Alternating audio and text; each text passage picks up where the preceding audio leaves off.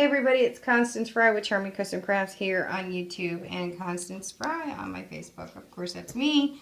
And I merged Charming Custom Crafts Facebook. At least I'm working on merging it, guys. So I know I keep saying it, but I'm very, very busy. So I'm hoping during Christmas break that I will finally get the rest of it over, but I am slowly moving it. Anyway, you can come to my MaCFry Market on Facebook, MaCFry, and then Market, where we sell just normal everyday people that finds good deals or have extra stuff they don't want to sell. Anyway, I am working on card number 12. This is my Believe in Angels ESO card. It tends to be the favorite among the closest ones to me that I've already shared it with, and this one is going to my husband's big boss.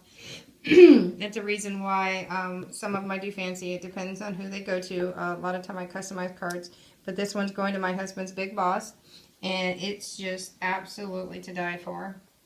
I love blue. It's my favorite color, though I've gotten very partial to pink. It's just beautiful. I can't, even with the video, sorry, it still just does not, it's just not just capture the beauty. The paper is from the Starry Knot paper pack that you will see me share in another video. I am working on getting that up. It is an ESO card. Again, an ESO card normally lays flat, but the way I made this one, it will not lay flat and it will not go in an envelope. So when I ship this, I have to be very careful how I wrap this. I'll probably wrap it all with bubble wrap because it is going to his big boss, and usually the ones that go to his big boss, JJ. Usually when it's his big boss, I usually, even like my mom, it's never something that fits. And I should do a box for it, but I don't have time to do boxes for it because I have to get it out in the mail so it gets there in time. Oh, and if anybody's wanting to do cards to the troops, you really need to get a hold of me and send it to me. If it's a handmade or a store-bought, I don't care. I have to have them by the 13th for me to get them out in time. So this is cut with my e-bosser. I used a different shape of nestabilities from Spellbinders.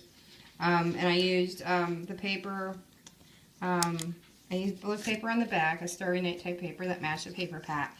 And then I had some leftover of the blue paper that I used, I believe, on another card. I don't remember which one, guys, but it's there. I've got a lot of cards sitting around me. You guys haven't even seen them all. I'm working on it. And then I left one in the back, just a straight cut rectangle, and then I went with the different layers of the colors. I added this one in so that it would fit in with the flower at the bottom. But I added a gem and these beads. These are actually buttons. And I used my shank cutter and cut all the buttons off, the shank off the back. And they were already glittered. I didn't do them, believe it or not. But they just came out. I know I'm sitting here in the light. It's shadowing it. It's just too pretty. And again, these are leftover cut out snowflakes, holographic snowflakes from a ribbon that I used on my husband's 25 days of Christmas. I gave my true love a tree. So if you guys, it's just beautiful. I double matted the Believe paper that was part of the cardstock from the Starry Nights paper collection. I think it was Recollection. It was one of the paper packs I got on Christmas, not Christmas, Thanksgiving. But I think the e-bosser came out really great, and it cut very crisp and very clean, and you can even see just by e-bossing, I say e-bossing instead of embossing because of the e-bosser that I use. But it already did the lip on here of imprinting, so I really liked that it did that without me having to. It was a die cut, I die cutted it, and with die cutting it in, and it did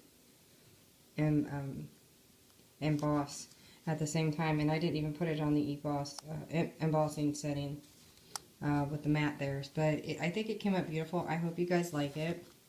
At the bottom you can see that I did a double matte with a crossover piece, and again I use whatever paper I have to give it more dimension, and I use every bit of paper that I can because I don't believe in throwing anything away.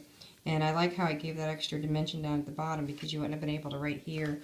My husband will be able to write a message in here.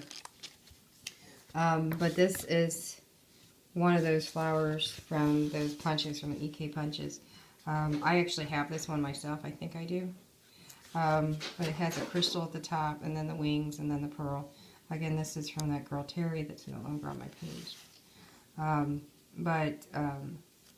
She sent me a couple of ones, and it just worked perfectly with the Starry Night paper and the other paper that I used.